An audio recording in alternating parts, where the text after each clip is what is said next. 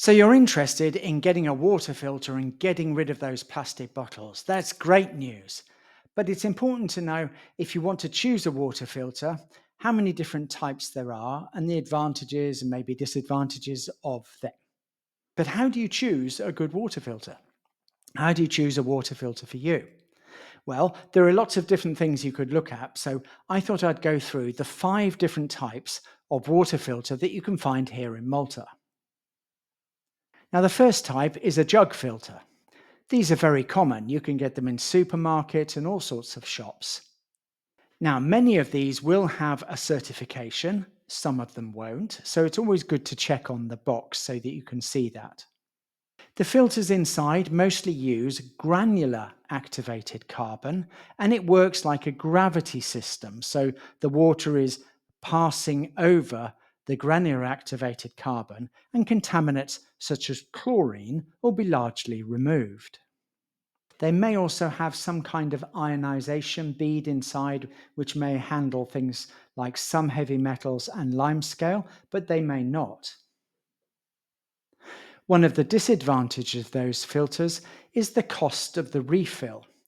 Now, that might only be like $6.95 every time you go shopping. But what you're getting for that is about 100 to 150 litres of water, depending on the make and model. So you may only use that for tea and coffee, and you may not use that for cooking and all sorts of other things. And a jug that's like 1.5 litres or something, if you've got a big saucepan of pasta that you want to do with 4 litres, you may find it disadvantageous to wait for that water filter to fill several times before you're using it.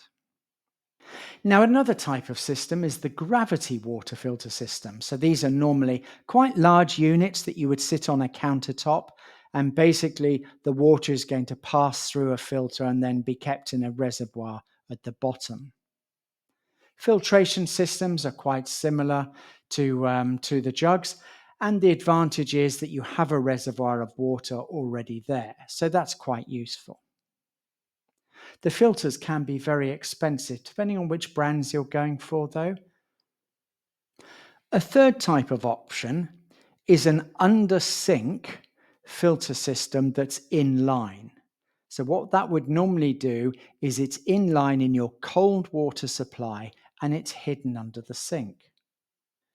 These are very useful because it means that you don't have to have a separate mixer for your filtered water. You will be filtering all of the water that's passing through cold, which includes your washing water. So to a certain extent, you're wasting some of that water filter if you just wanted it for drinking water, but you're gaining filtered water to wash your plates in for cold. Obviously, the hot water isn't being filtered. And for some people, having something under the sink isn't going to be very convenient.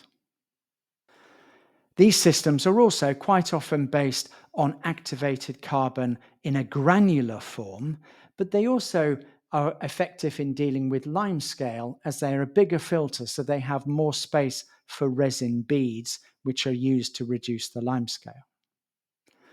A fourth method is reverse osmosis. So reverse osmosis is using pressure to push water through a membrane, which then filters the water.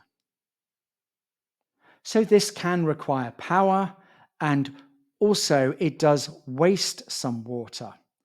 Now, it depends on which systems you buy, but a good rule of thumb is the cheaper system you buy, the more water you will waste, and the more expensive filter you buy, the less water you waste, because it really depends on the power and, in fact, where the pump is located. Some systems will need a tank, other systems are tankless, and it all depends on the different manufacturers. There are many, many different types that you can find here in Malta. But basically, they're all doing similar things. One of the disadvantages of reverse osmosis, apart from water wastage and all the space that it would take up somewhere in your house, normally under the sink, and the higher investment cost. One of the other disadvantages is it removes all the healthy minerals.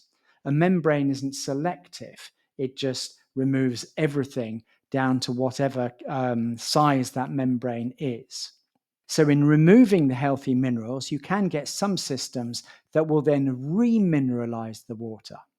But interestingly enough, for our water in Malta, with the healthy minerals that we have in them, then no system is remineralizing to the same extent as the minerals were there in the first place, which is interesting. Reverse osmosis water also may have a lower pH than the tap water that we actually have at the moment. So our tap water has a pH of 9, which is nice alkaline, mineral-rich water, although it may have contaminants in it. Now, it's important to state in fairness at this point that Malta's water meets all EU standards and therefore is deemed to be safe and healthy for drinking water. However, many people don't like the taste, and a lot of people are concerned about the quality of the water that they get out of their kitchen mixer, because you don't really know what's happening in the pipes and the systems once the water has been produced and distributed. So that brings us to a fifth type of water filter, something that you attach to the kitchen mixer. So here's an Echo Pro. This delivers 1,200 litres per filter, and you change it every 3 months, and it fits to the kitchen mixer. Basically, there's a little adapter where you replace the aerator and then you screw the Echo Pro onto the adapter. So it's very simple to fit. And here's an Echo Pro Compact, which also fits to the kitchen mixer once you move the aerator and put an adapter in there. Now, these are water filters that fit to your kitchen mixer. There's a water filter inside here, which you change, in this particular case, every 2 months. But this filter does 300 litres of water, even though it's fairly small, and the price is about the same as the jug filters that would only do like 100 to 150.